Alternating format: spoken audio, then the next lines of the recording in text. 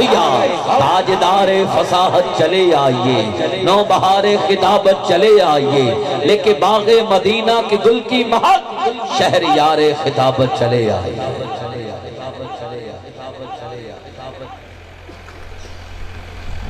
نحمدہ ونصلی ونسلم علی رسولہ الکریم، اما بعد فاعوذ باللہ من الشیطان الرجیم، بسم اللہ الرحمن الرحیم، انا اعطیناک الکوثر، صدق اللہ العظیم۔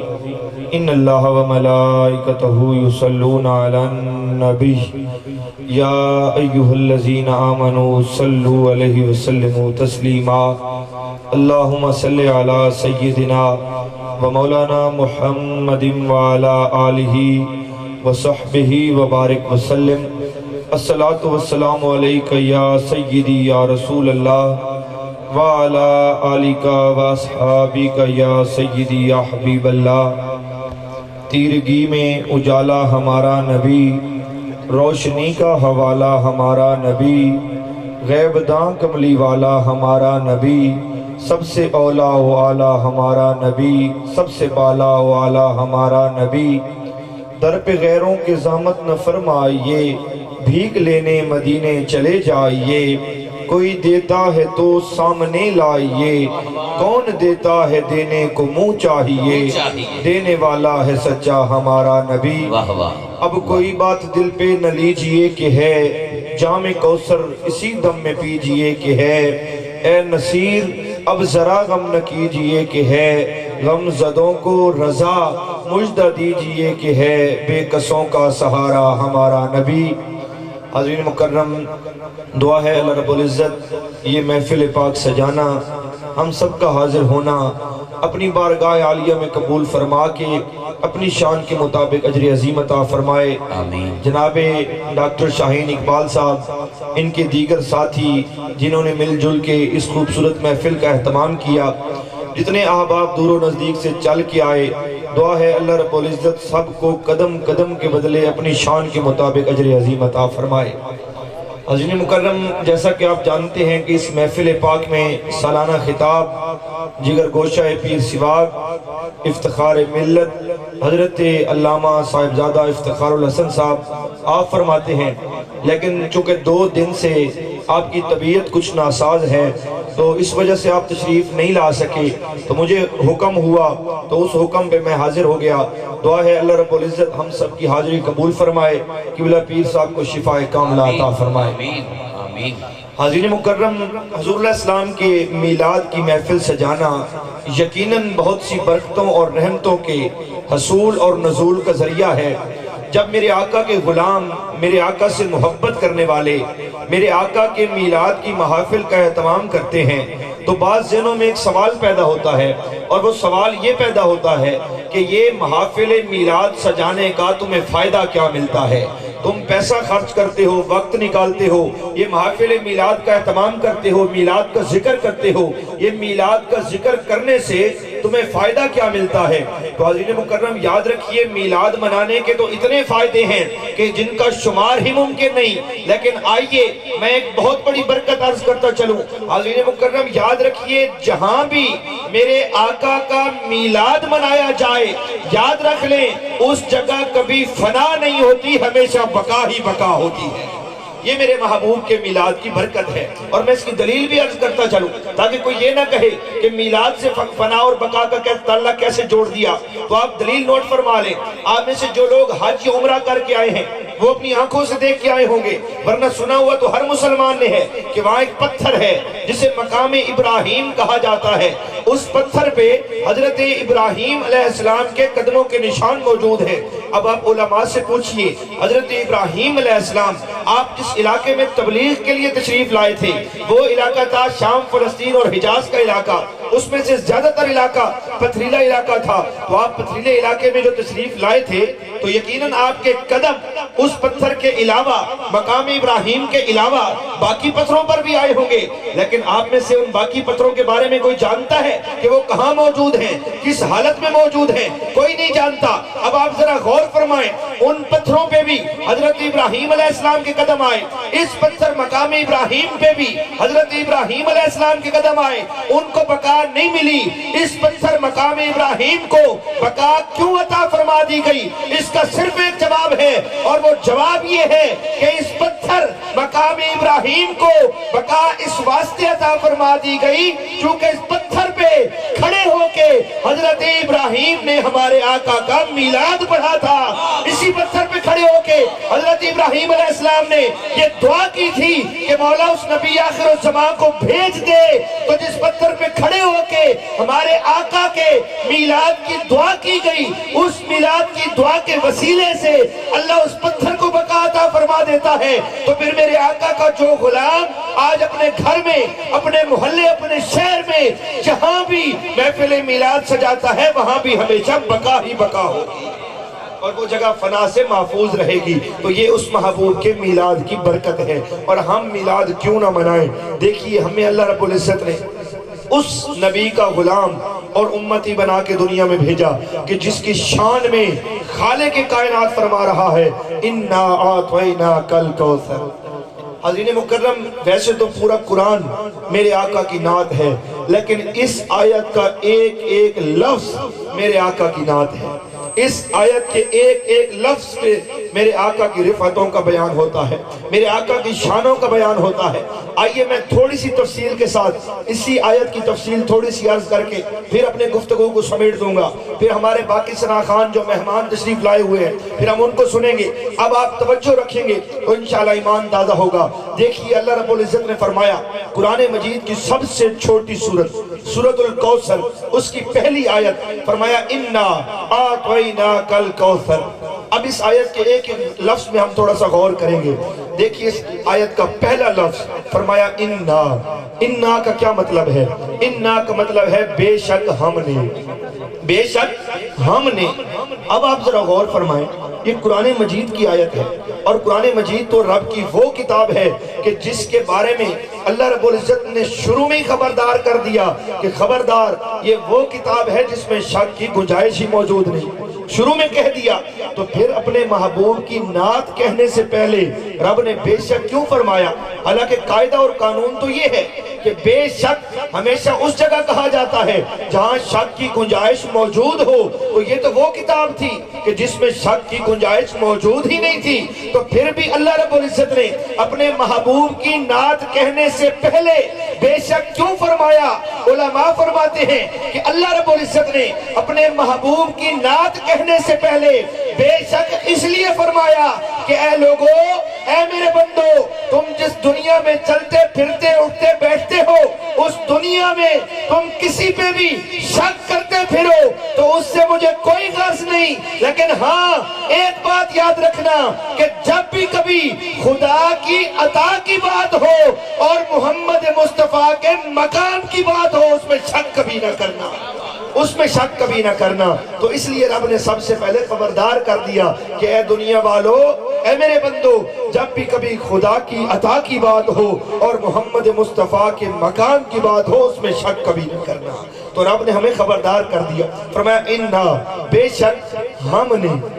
اب یہ اگلا لفظ یہ بھی بڑا قابل غور ہے، ہم نے۔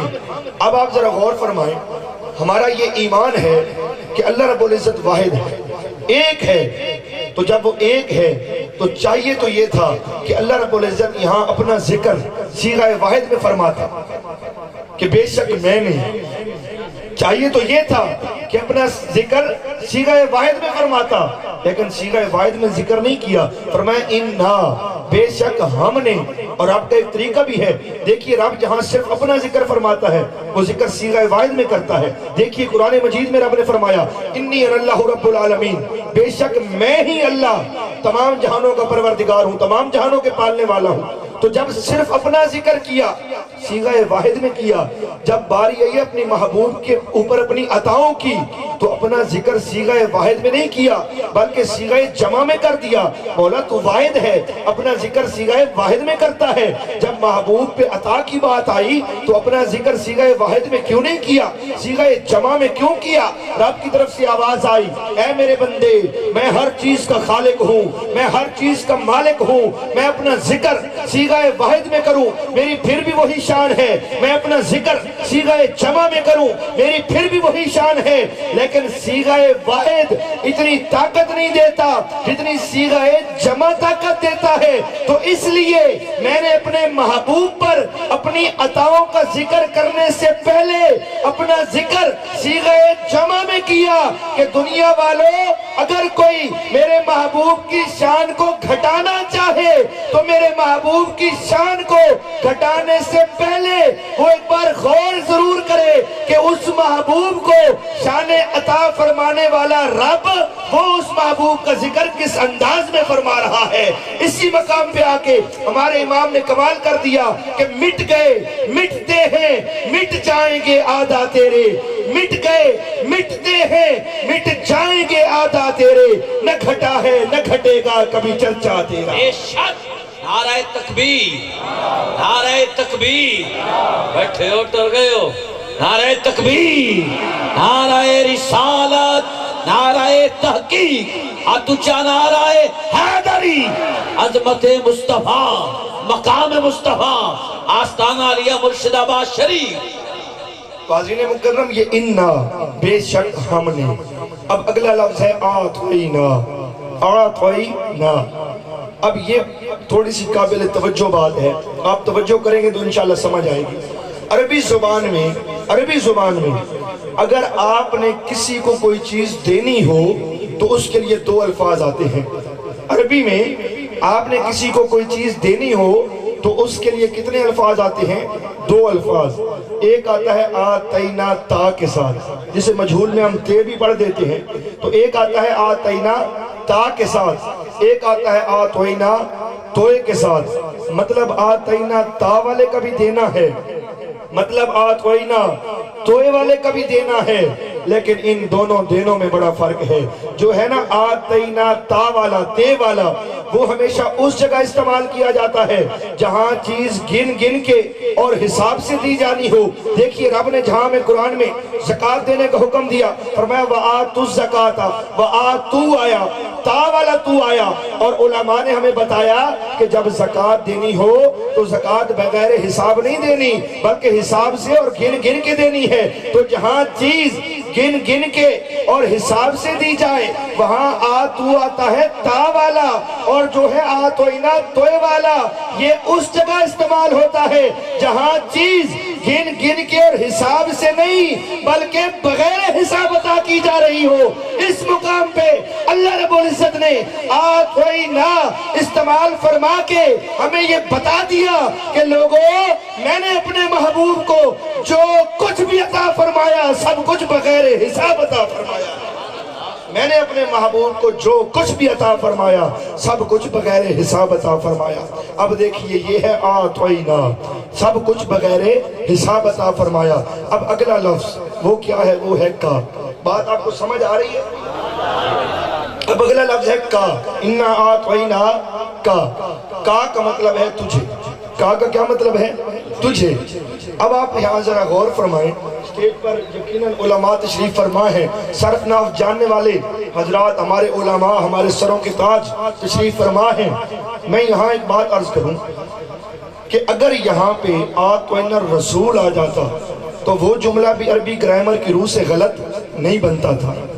انا آتوینا رسول، ہم نے اپنے رسول کو سب کچھ بغیر حساب عطا فرمایا، تو یہاں اگر لفظ رسول کا ذکر فرما دیا جاتا تو پھر بھی جملہ صرف و نحو کی روح سے غلط نہیں بنتا تھا، ٹھیک بنتا تھا، لیکن رب نے آتوینا رسول نہیں فرمایا، فرمایا انا آتوینا کا، اے محبوب تجھے۔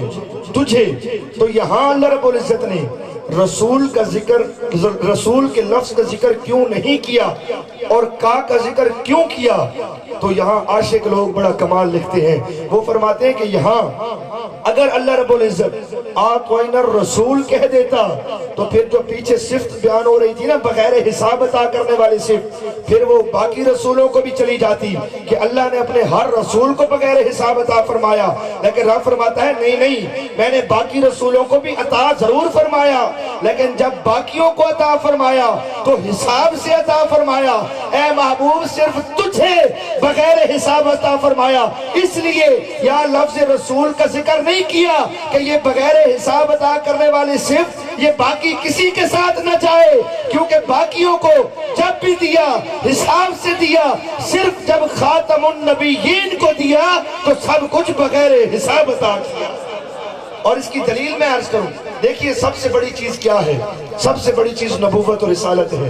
تو جب باقی نبیوں کو نبوت دی، باقی رسولوں کو رسالت دی، ساتھ قید لگا دی، کہیں زمان کی قید، کہیں مکان کی قید کہ اس وقت سے فلاں وقت تک آپ کی نبوت اور رسالت ہوگی، کہیں زمان کی قید، کہیں آگے مکان کی قید کہ اس جگہ سے فلاں جگہ تک آپ کی نبوت ہوگی۔ تو جب ان کو دیا تو حساب سے دیا، جب باری آئی خاتم النبیین کی تو فرمایا انا اعطیناکا، محبوب ہم نے آپ کو جو کچھ بھی عطا فرمایا وہ بغیر حساب عطا فرمایا۔ اس لیے جب ہمارے آقا کو نبوت اور رسالت عطا فرمائی تو نہ زمان کی قید رکھی نہ مکان کی قید رکھی، فرمایا محبوب اب جب تک زمانے ہیں تب تک تیری نبوت اور رسالت ہے، باقی زبال کے زمانے ختم ہو جائیں گے، محبوب آپ کی نبوت اور رسالت کا چرچا پھر بھی ایسے ہی رہے گا۔ آپ کے لیے نہ زمان کی قید رکھی نہ مکان کی قید رکھی، اس لیے فرمایا کہ محبوب جب میں نے آپ کو عطا فرمایا تو سب کچھ بغیر حساب عطا فرمایا، آپ کو جب عطا فرمایا تو سب کچھ بغیر حساب عطا فرمایا۔ اب یہ ہے انا اعطیناکا، اگلا لفظ ہے الکوثر۔ الکوثر، میں کوشش کر رہا ہوں کہ جلدی اپنی بات کو چلاؤں تاکہ میرا یہ اندازہ تھا کہ میں 30 منٹ کے اندر اپنی گفتگو کو سمیٹوں۔ 10 منٹ ابھی میرے پاس باقی ہیں اور میں نے انشاءاللہ اسی میں اپنی گفتگو سمیٹنی ہے۔ اب آپ ذرا غور فرمائیں، فرمایا الکوثر، الکوثر سے مراد کیا ہے؟ اس پر تمام مفسرین نے بڑی خوبصورت گفتگو فرمائی، لیکن آئیے ہم ایک بہت بڑے مفسر کی بارگاہ میں جاتے ہیں۔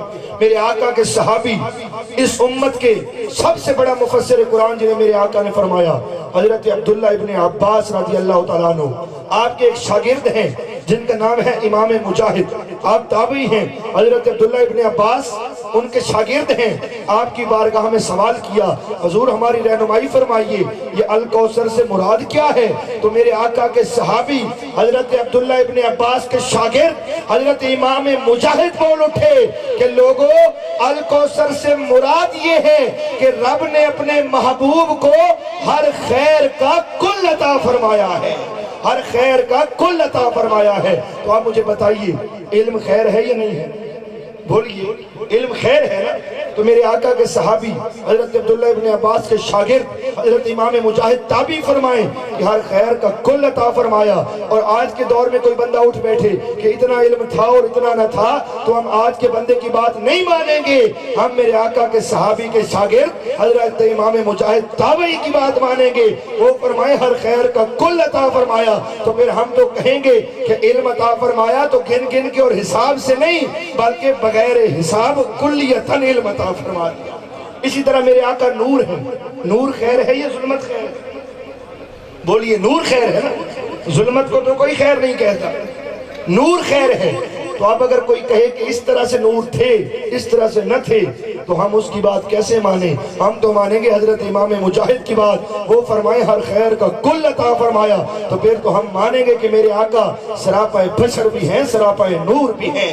اسی طرح اختیارات کا ہونا یہ خیر ہے۔ تو آج کوئی کہے کہ اس چیز کا اختیار تھا اس چیز کا نہ تھا، ہم اس کی بات نہیں مانتے، ہم اپنے آقا کے صحابی حضرت عبداللہ ابن عباس کے شاگرد حضرت امام مجاہد کی بات مان کے کہتے ہیں کہ اختیارات اتنا اتنا نہیں بلکہ ہر خیر کا کل عطا فرمایا۔ تو اس لیے ہم مانتے ہیں کہ ہمارے آقا کو اللہ پاک نے مختار کل بنا کے کائنات میں بھیجا ہے۔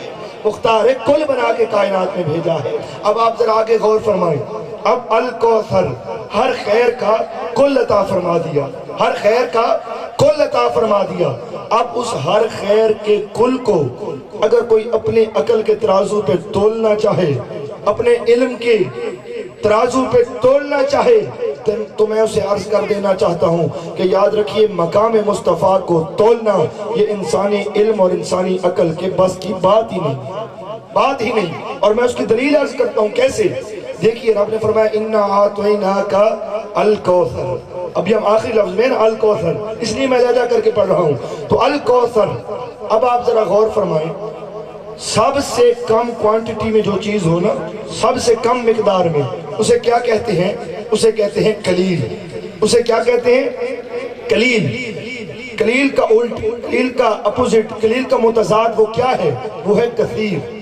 پھر جو کثیر سے بڑھ جائے اسے کہتے ہیں اکثر، پھر جو اکثر سے بڑھ جائے اسے کہتے ہیں کوثر، جو کوثر سے بڑھ جائے اسے کہتے ہیں الکوثر۔ تو آج کوئی اگر الکوثر کے علم اور اختیار کو ناپنا چاہے تو اسے کہو کہ پہلے تم رب کے قلیل کو ناپ لو، الکوثر کو بعد میں ناپنا، اور کوئی ساری زندگی لگا لے وہ میرے رب کے قلیل کو بھی نہیں ناپ سکتا۔ کیوں؟ یہ دنیا جس میں ہم رہتے ہیں اس کے بارے میں رب فرماتا ہے کل متاع الدنیا قلیل، یہ دنیا جس میں تم رہتے ہو یہ دنیا میرے نزدیک قلیل ہے، یہ دنیا میرے نزدیک قلیل ہے۔ اب آپ مجھے بتائیں، آپ اپنے گھر کی اشیاء کا شمار کر سکتے ہیں؟ آپ کے گھر میں گندم کے دانے کتنے آپ گن سکتے ہیں؟ نہیں گن سکتے۔ آپ کے گھر میں چونٹیاں کتنی ہیں آپ گن سکتے ہیں؟ نہیں گن سکتے۔ آپ کے گھر میں ریت کے ذرات کتنے ہیں آپ گن سکتے ہیں؟ نہیں گن سکتے۔ آپ تو اپنے گھر کی اشیاء کا شمار نہیں کر سکتے، پھر پورے شہر کی اشیاء کا شمار کیسے کریں گے؟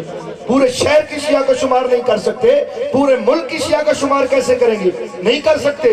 پھر پوری دنیا کی اشیاء کا شمار کیسے کریں گے؟ نہیں کر سکتے۔ اور رب فرماتا ہے یہ سب کچھ میرے نزدیک قلیل ہے۔ تو جو رب کے قلیل کا شمار نہیں کر سکتا وہ الکوثر کے علم کو کیوں ناپنا شروع کر دیتا ہے؟ اور میں ایک اور بات عرض کروں، اگر آپ مفسرین کو پڑھیں تو مفسرین یہ فرماتے ہیں کہ اگر دنیا کو آخرت کی ضد میں دیکھا جائے تو یہ چاند، ستارے، سیارے، یہ ہمارا گلیکسی سسٹم، یہ ہماری کہکشائیں، یہ دنیا کے اندر شمار ہوتی ہیں۔ اور میں عرض کروں جو ناؤن گلیکسیز ہیں نا، جو ان کے بارے میں سائنسدانوں کو علم ہے گلیکسیز، وہ سائنسدان کہتے ہیں کہ ان کی تعداد 2 بلین کے قریب ہے۔ اور ہماری جو یہ ایک کہکشاں ہے، ہماری جو ایک گلیکسی ہے، اس میں ستاروں کی تعداد وہ 4 بلین ہے سائنسدان کہتے ہیں۔ اور سائنسدان یہ کہتے ہیں کہ ہماری اس کہکشاں کا جو سب سے بڑا ستارہ ہے، سائنٹسٹ کہتے ہیں کہ اس کا حجم اتنا ہے کہ اگر کوئی بندہ اس کے اوپر سے جہاز اڑائے اور وہ جہاز 1000 میل فی گھنٹہ کی رفتار سے سفر کرے تو اسے وہ سارا ایک ستارہ گھوم کے آتے ہوئے جہاں سے شروع ہوا تھا اس مقام پہ پہنچتے 1100 سال کا عرصہ لگے گا۔ ایک ستارہ اتنا بڑا ہے کہ جہاں سے جہاز اڑے ایک ستارہ گھوم کے آتے واپس اسے 1100 سال کا عرصہ لگتا ہے۔ اور ہماری ایک کہکشاں میں ستاروں کی تعداد 4 بلین، ٹوٹل کہکشاؤں کی تعداد 2 بلین۔ اور رب فرماتا ہے یہ سارا کچھ میرے نزدیک قلیل ہے۔ تو مجھے بتاؤ جس رب کا قلیل اتنا ہے اس رب کا کثیر کتنا ہوگا؟ جس رب کا کثیر اتنا ہے اس رب کا اکثر کتنا ہوگا؟ پھر کوثر کتنا ہوگا؟ تو پھر آپ خود اندازہ لگائیں کہ الکوثر کے تحت رب نے مصطفیٰ کو علم کتنا عطا فرمایا۔ تاجدار ختم نبوت زندہ باد، زندہ باد، تاجدار ختم نبوت۔ فاضل مکرم آپ ذرا غور فرمائیں، ایک ستارہ، اور یہ ہماری بات نہیں، لوگ مولویوں کی باتوں پہ دنیا دار یونیورسٹیز اور کالجز میں پڑھنے والے وہ بعض اوقات انکار کرتے ہیں۔ یہ آپ کی سائنس کہتی ہے کہ ایک ستارہ، ہماری جو کہکشاں کا بڑا ستارہ ہے وہ اتنا بڑا ہے کہ اس کی سرفیس پہ اگر جہاز اڑایا جائے تو جہاں سے وہ اڑتا ہے اسے پورا ستارہ گھوم کے وہاں آتے 1000 میل فی گھنٹہ کی رفتار سے اگر وہ سفر کرتا رہے تو بغیر رکے اسے 1100 سال کا عرصہ لگے گا ایک ستارہ گھومنے میں۔ تو پھر ذرا غور کریں جس رب کا قلیل اتنا ہے اس کا الکوثر کتنا ہوگا۔ اور میں یہاں یہ بات بھی عرض کروں، آج لوگ کہتے ہیں کہ یہ لوگ توحید نہیں بیان کرتے، میں کہتا ہوں آؤ اور اولیاء کے غلاموں سے سنو کہ رب کی توحید کیا ہے۔ ہم تو یہ کہتے ہیں کہ ہمارے رب کی شان یہ ہے کہ ہمارے رب کے تو کلیل کا کوئی شمار نہیں کر سکتا، پھر ہمارے رب کے الکوثر کا شمار کون کر سکتا ہے؟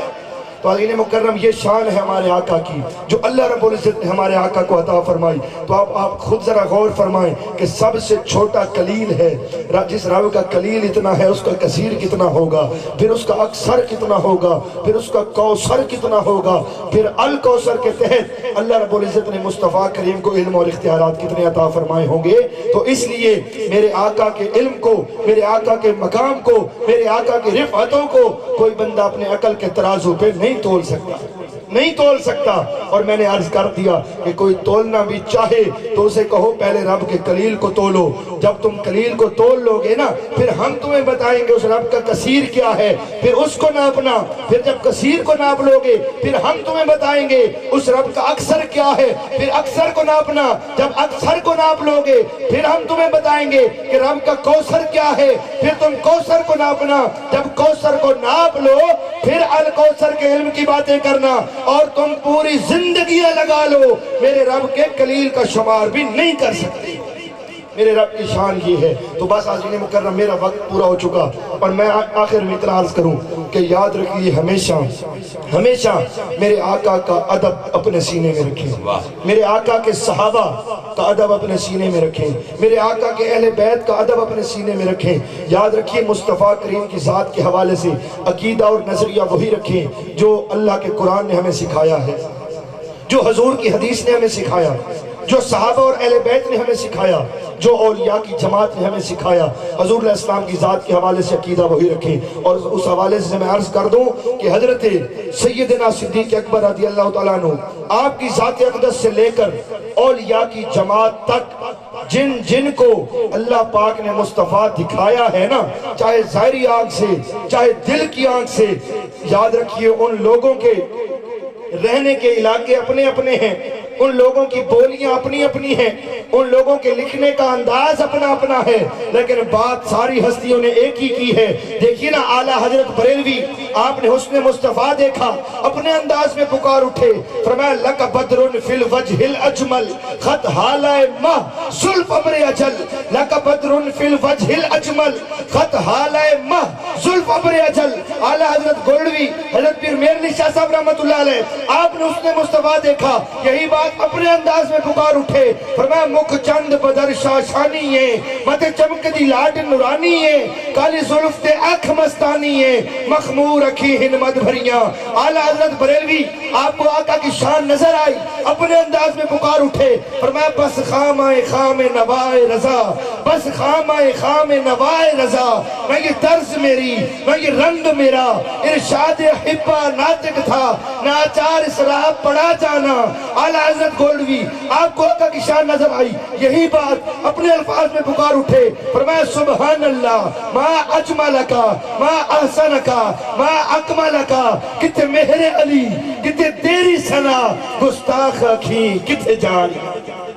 عزیز مکرم، جن جن کو اللہ رب العزت نے میرے آقا کی معرفت عطا فرمائی ہے، ان سب کی بات اگر آسان ترین الفاظ میں سمجھانا چاہوں تو وہ یہی بنتی ہے کہ یہ ساری کائنات رب نے بنائی، ہمارے پیارے آقا کو بھی رب نے بنایا، لیکن ہمارے آقا کو رب نے بنایا ایسا ہے کہ ان جیسا اور کائنات میں کوئی نہیں بنایا۔ انہیں سب سے اعلیٰ بنایا، سب سے سونا بنایا، سب سے پیارا بنایا، سب سے زیادہ رفعتیں انہیں عطا فرمائیں۔ بس یہ عقیدہ رکھ کے زندگی گزارے، اللہ رب العزت دنیا میں بھی عزت عطا فرمائے گا، قبر حشر میں بھی عزت عطا فرمائے گا۔